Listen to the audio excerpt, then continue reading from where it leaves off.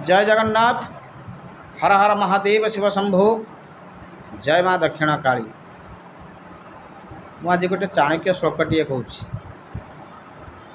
मो श्लोकटी आपण मानक भल लगे कि खराब लगे मुझे जानी ना। मुझे जानी मोर जी ज्ञान मुझे आपण मानक कहूँ। शास्त्र रे थिला पुराण रे थिला लिखाई थिला हीन सेवा न कर्तव्यम कर्तव्यम महताश्रय अजासिंह मुखे भास बसती गज मस्तके।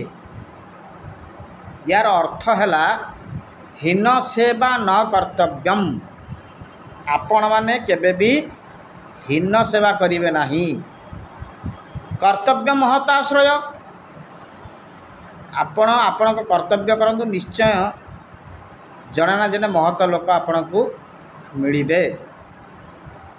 अजासिंह मुखे भास अजासिंह बण राजा जमती सिंह गर्जन करे सत् पथर जदि थिबे गर्जन करी सिंह भाया गर्जन करी कथबार्ता करुथिबे। जदि सत्रे थिबे आ जदि असत्रे थिबे ताहले श्रृगाल भाया कथबार्ता करिवे लुचिकी रहिबे सदाबले। अजासिंह मुखे भास एमिति कथा कहिबे सिंह भाया गर्जन करी कथा कहिबे सत कथा कहिबे पूरा गर्जन करी कथा कहिबे। मुखे भास मुखरे सिंह भाया गर्जन करी कथबार्ता करथिबे सत कथा कहथिबे। बसती गज मस्तके गज अर्थ है हाथी। हाथी पिठी रे बसिक आपण स्वर्ग को जीवे।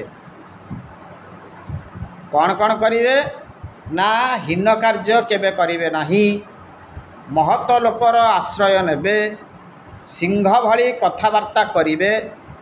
एतिकी करिले आपण बसती गज मस्तके गज अर्थ है हाथी। हाथी पिठी रे बसी आपण वैकुंठगामी हेबे। मु कहूना आज्ञा एटा शास्त्र लिखा है। चाणक्यकर जो शास्त्र अच्छी चाणक्य श्लोक जो लिखा है से लिखाई एटा चाणक्य लिखिकी जाइछन।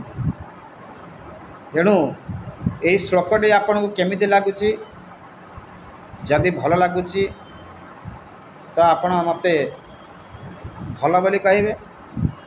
मोर जति ज्ञान आज्ञा मु तो एते जानी ना आज्ञा। मु तो छोटिया निमित्त मात्र छोटिया मुसाटी आज्ञा किसी मुझे जानी ना। तेणु जी आपको जब भल लगुव आप निश्चय लाइक शेयर कमेंट करेंगे आज्ञा।